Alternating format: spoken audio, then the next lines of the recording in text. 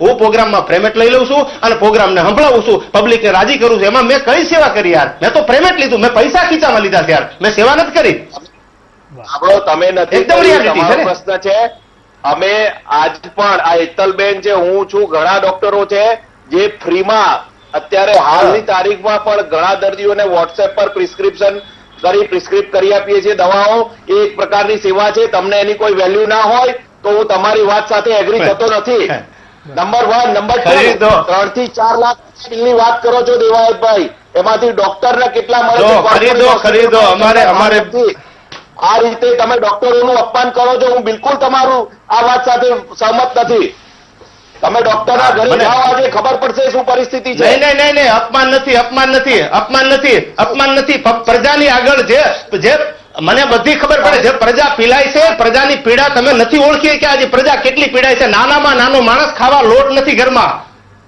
અરે તમે આ વસ્તુ સાથે હું તમારી સાથે એગ્રી બિલકુલ નથી.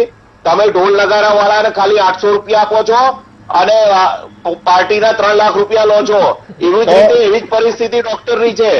કોર્પોરેટ હોસ્પિટલોમાં ડોક્ટર તમને નથી ખબર? એક મિનિટ ઢોલ નગારા વાળાને હું કોન્ફરન્સમાં લઉં, 800 રૂપિયા આપું છું, કેટલા પૈસા આપું છું?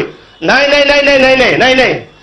ઢોલ નગારા વાળાને હું કેટલા પૈસા આપું છું એને કોન્ફરન્સમાં લઉં, બધાના મોબાઈલ નંબર આપું, પૂછી લો કેટલા પૈસા આપું છું. મારી વિનંતી છે. મને ખબર છે, હું તમારા ઘણા મિત્રો સાથે કનેક્શનમાં છું, હું જાણું છું બધું. અત્યારે આપણે એની ચર્ચાનો વિષય નથી. અત્યારે કોરોના ઉપર કેવી રીતે આપણે જીતી શકીએ એની ચર્ચા કરો. નહીં.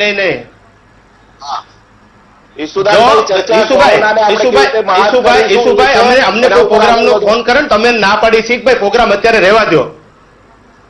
હા, રહેવા દો. કોરોના છે, મહામારી છે, સરકારના નિયમને ફોલો કરો. અમે સામેથી બોલીશું. શું કામ? કે પબ્લિકને આની અસર નેક્સ્ટ ટાઈમ લાગવાની છે, તો આપણે થોડો ટાઈમ રહી જાઓ, આપણે થોડો ટાઈમ ખમી ખાઓ, કારણ કે ધારણના ફળ મીઠા હોય છે, આપણી કહેવત છે. તો આપણે સાથે રહી અને સરકારના નિયમને ફોલો કરીએ. બિલકુલ.